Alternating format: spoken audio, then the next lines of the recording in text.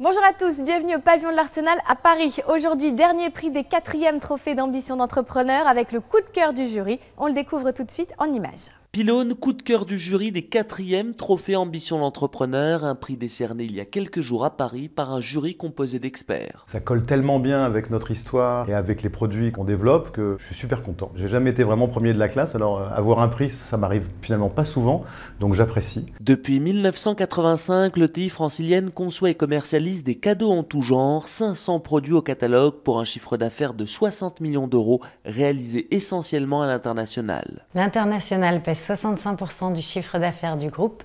Nous sommes présents dans 53 pays et ce depuis 15 ans. 700 collaborateurs produisent plus de 10 millions d'articles par an et le groupe l'assume, une grande partie provient de Chine. Il faut savoir que quand on exporte des produits au départ de la Chine pour l'Europe, les douanes chinoises vérifient la qualité des produits. C'est-à-dire qu'aujourd'hui, la Chine ne veut plus exporter ces mauvais produits de mauvaise qualité qui ont terni son image. Il faut revoir sa copie sur la Chine. Délocalisation, exportation, mais aussi recherche et développement. Aujourd'hui, l'innovation mobilise 30 personnes, représente 5% du chiffre d'affaires et nous sortons 50 nouveautés chaque année. Cette année, l'entreprise trentenaire a décidé de s'implanter entre autres à Zurich, Düsseldorf et Stockholm pour continuer de peser sur un secteur ultra concurrentiel que se disputent entre autres les Américains Kickerland et DSI et le français La Chaise Longue. Pylône, coup de cœur du jury. Retour sur ce prix avec Jacques Guillemet, fondateur et président du groupe. Lors de cette soirée, nous avons également rencontré les membres du jury qui nous expliquent les raisons de leur choix.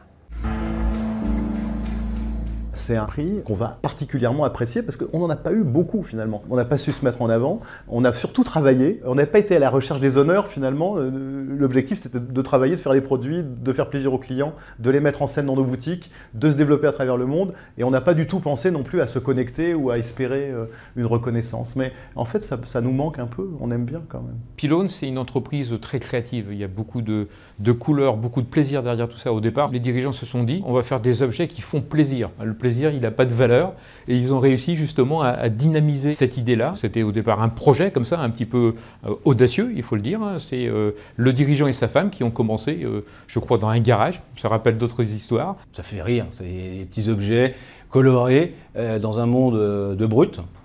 Dans un monde où tout le monde est un peu morose, avec des objets colorés, on égaye son environnement de travail, son environnement chez soi, et c'est ludique. Et donc ça, c'est ça qui est sympa. C'est une entreprise de plus de 200 salariés qui a décidé de s'investir dans une forme de mondialisation intelligente, c'est-à-dire la conception, la recherche sur les produits en France, donc la création de valeur ajoutée, et puis la production en Chine. C'est une entreprise qu'on a remarquée par son originalité et je pense que c'est ce qui a amené à ce que ce prix lui soit décerné. C'était pas forcément un dossier qui rentrait dans les cases classiques des 3 autres prix. Par contre, c'est vrai que la réussite entrepreneuriale, l'originalité et le fait qu'on voit beaucoup de potentiel dans cette entreprise a certainement guidé le fait de lui donner un prix spécial. Quand vous faites des très grandes séries où l'aspect prix a beaucoup d'impact, il est très difficile dans le stade actuel de maintenir une production en Europe. Ça va sans doute changer. Je ne serais pas étonné que d'ici quelques années, ils fassent une partie de leur production en Europe.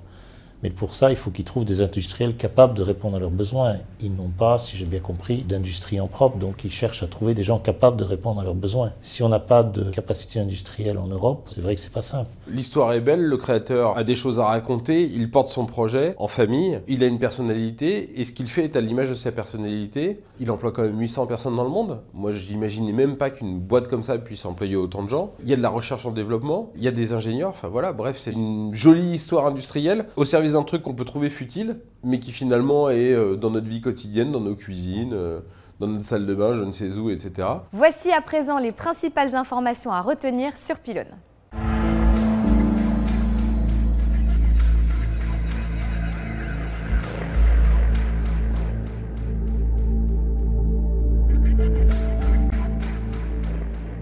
Voilà, c'est la fin de cette édition spéciale consacrée au 4e trophée d'ambition d'entrepreneur. Je vous rappelle le palmarès dans la catégorie internationale Seva Santé Animale, dans la catégorie Innovation à Raymond, dans la catégorie Green Business Sphère et enfin Pylône, le coup de cœur du jury.